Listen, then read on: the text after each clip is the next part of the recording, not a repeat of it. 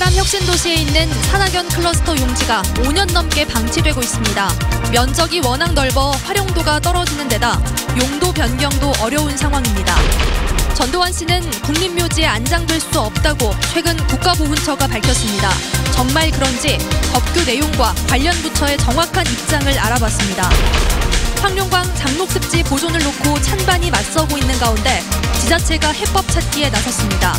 국무총리실과 공론화를 실시하는 방안도 논의 중입니다. 소외계층 아이들을 위한 지역 아동센터의 운영난이 최저임금 인상으로 더 심해지고 있습니다. 여러분 안녕하십니까? 광주 MBC 뉴스데스크입니다. 빛가람 혁신도시에 있는 산악연 클러스터 용지가 애물단지 신세입니다. 싸게 분양했던 땅은 5년 넘게 사실상 방치되어 있습니다. 땅덩어리가 워낙 커서 활용도가 떨어지는데 그런다고 섣불리 용도를 변경해주면 부동산 업자만 배불리는 꼴이어서 이러지도 저러지도 못하고 있습니다. 보도에 이계상 기자입니다. 한국전력 본사를 중심으로 앞쪽과 옆쪽에 드넓은 땅이 자리 잡고 있습니다. 각각 축구장 대여섯 개가 한꺼번에 들어설 정도로 큼지막한 부지입니다. 빛가람 혁신도시 공공기관과 지역 산업을 연계 발전시키기 위한 산악연 클러스터 용지로 분양된 곳입니다. 부지 면적이 워낙 넓고 부지 활용 목적도 제한돼 있다 보니 혁신도시 조성 원가보다도 30%가량 낮은 가격에 분양됐습니다. 대신 실수요자에게 공급하기 위해서 자격 요건을 까다롭게 확인하도록 했습니다. 도지사가에서 승인을 받은 업종입니다. 적합업종으로. 이런 과정에도 불구하고 부동산 임대와 개발 등을 하는 업체가 수의 계약을 통해서 분양을 받았습니다. 당초 분양 계획대로라면 이곳 클러스터 용지에는 혁신도시로 이전한 기관과 기업들을 위한 지식산업센터가 세워져야 합니다. 하지만 사업성이 떨어진다는 이유로 건물 신축 등 개발 행위는 차일피일 미뤄졌고 5년 넘게 나대지로 방치돼 있어도 이렇다 할 제재 수단조차 찾지 못하고 있습니다. 당시에 거기 분양률이 저조하다는 이유로 그 조건 또는 단서를 달지 않고 분양을 했어요. 나주시는 공청회를 열어 클러스터 용지에 대한 지구 단위 계획을 변경할지 의견을 수렴하고 있지만 주민 합의를 얻기는 불가능에 가깝습니다. 다른 상업용지라든가 근생용지라든가 일반 주거용지도 있고 있기 때문에 상대성을 봐서라도 자칫 잘못하면 특혜 의혹이 생길 우려도 있고 덩치가 큰 산악연 클러스터 용지를 부동산 개발 업체에 분양하면서 혁신도시 토지 분양률은 재빠르게 높여놨지만 결국 혁신도시 활성화와 정주 여건을 악화시키는 애물단지로 만들었다는 비판이 거세지고 있습니다. MBC 뉴스 이계상입니다. 전두환 씨의 국립묘지 안장은 불가능하다. 최근 국가보훈처가 처음으로 입장을 밝혔습니다. 그러면서도 최종 결정은 우리가 하는 게 아니다라고 단서를 달면서 책임을 다른 부처로 넘겼습니다. 이 말이 맞는지 또 책임은 어디에 있는지 김인정 기자가 팩트체크했습니다. 국가보훈처는 최근 국회의원 질의에 대해 전두환 씨가 저지른 범죄의 경우 사면 복권돼도 국립묘지 안장 결격 사유라고 처음으로 공식 답변했습니다. 국가보훈처는 그러나 이는 일반적 경우라고 덧붙이며 확답을 피했습니다. 전직 대통령에 대한 국립묘지 안장 여부는 보훈처가 아니라 국가장법에 따라 국무회의가 결정한다는 겁니다. 그러나 정작 국가장을 집행하는 행정안전부에 질의했더니 사실관계가 전혀 다릅니다. 행정안전부는 장례 방법과 의전 정도만 국무회의에서 결정하게 돼 있고 국립묘지 안장 여부는 여전히 국립묘지 안장법에 따르면 된다고 밝혔습니다. 국가보훈처가 책임을 떠밀고 있다는 겁니다. 논란의 불씨는 또 있습니다. 국립묘지 안장 배제 사유인 내란죄가 전 씨의 경우 특별 사면된 부분입니다. 사면의 효력을 어디까지로 할지는 논란이라 전두환 씨 국립묘지 안장을 확실히 금지하려면 법 개정 필요성이 여전히 남습니다. 보훈처장의 해석이기 때문에 정권이 바뀌어가지고 어떤 무슨 독재자를 좀 옹호하는 세력들이 집권을 한다든가 하면은 달라질 수 있지 않습니까? 확실하게 국립묘지에 못 가도록 명시하는 거지요. 전두환 시절 청와대 비서실장이었던 고 안현태 씨 사례는 조속한 법 개정 필요성을 보여줍니다. 오공비리 관련자의 뇌물죄를 지은 안 씨는 2011년 국립묘지에 안장되자 커다란 사회적 논란을 일으켰습니다. 비난 여론이 지속되자 안장된 지 반년 뒤에야 국립묘지 안장법을 소폭 개정해 뇌물죄를 안장 배제 사유에 포함시켰지만 이미 안장된 경우에는 소급할 수가 없어서 결국 소 잃고 외양간에 고친 격이었습니다. MBC 뉴스 김인정입니다. 황룡강 장록습지를 어떻게 할지를 놓고 주민 토론회가 열렸습니다. 개발과 보존, 양측의 의견이 팽팽했습니다. 공론화를 통한 해결 방안이 검토되기 시작했습니다. 보도에 남궁욱 기자입니다. 장록습지의 국가습지 지정을 두고 열린 첫 주민 토론회. 개발이냐 보존이냐를 놓고 2시간가량 팽팽한 입장이 맞섰습니다. 환경단체는 장록습지에 820여 종의 다양한 생물이 사는 만큼 국가습지 지정을 통해 보존이 필요하다는 입장을 밝혔습니다. 도심에 이렇게 넓게 길게 이렇게 분포하고 있는 데가 어디 있냐고 다시 한번 묻고 싶은데 아마 여기 광산구 장록습지. 하지만 일부 주민들은 장록습지가 국가습지로 지정되면 LH가 계획하고 있는 주택단지 조성 등 개발 사업들이 각종 규제로 어려워질 게 뻔하다며 맞섰습니다. 광산구가 너무나 소외되어 있습니다. 구도심화되어 있지 않습니까? 그렇다면은 또 그 속에 규제가 들어간다면은 얼마나 가슴이 아프겠습니까? 이에 대해 국가습지센터는 주민들의 우려는 오해라고 반박했습니다. 국가습지로 지정되더라도 습지 보호시설만 규제가 적용될 뿐 그 이외의 지역은 규제와 상관없다는 겁니다.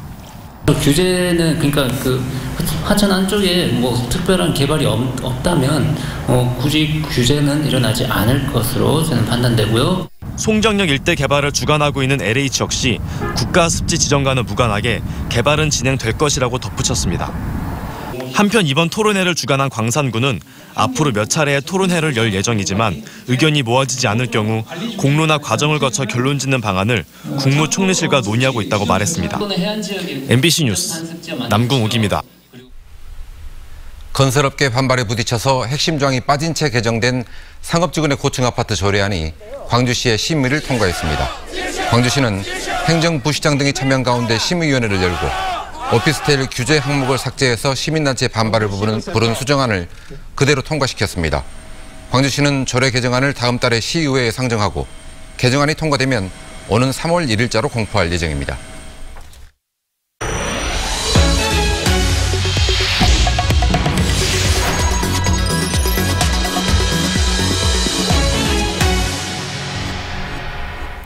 소외계층 아이들을 위한 지역 아동센터의 운영난이 더 심해지고 있습니다. 최저임금 인상으로 인건비 부담이 늘면서 가뜩이나 빠듯한 운영비가 더 줄었는데요. 아이들에게 피해가 가지 않을까 걱정입니다. 조희원 기자가 취재했습니다. 올해로 9년째 지역아동센터에서 복지교사이자 센터장으로 일해온 허정란 씨. 허 씨는 최근 센터 운영 걱정에 밤잠을 못 이루고 있습니다. 올해 최저임금이 상승하면서 인건비가 대폭 올랐는데 정부가 지원하는 운영비는 별반 늘어나지 않았기 때문입니다. 올해 29인 이하 지역아동센터의 운영비는 월 484만 원. 의무적으로 고용하게 되어 있는 복지교사 2명에게 최저임금을 주고 나면 남는 돈은 80만 원이 채 안 됩니다. 정부 지원금을 제외한 수입은 후원금뿐인데 언제 들어온다는 보장이 없어 있는 예산을 쪼개 식단과 프로그램을 짤 수밖에 없습니다. 강사료 하나 줘버리면 나머지 뭐 재료비라든가 아이들 문제집이라든가 이런 여러 가지들을 사줘야 되고 미술을 한다면 미술 도구나 재료들을 사줘야 되잖아요. 근데 그런 것들을 준비를 해줄 수 있는 그게 없어진다는 거죠. 운영비가 쪼그라들면서 가장 큰 피해를 보게 된 건 시설을 이용하는 아동들입니다. 지역 아동센터를 이용하는 아동들은 대부분 만 18세 이하, 중위소득 100% 이하의 한부모 다문화 가정 등 소외계층 아동들로 전남 지역에서만 만여 명에 이릅니다.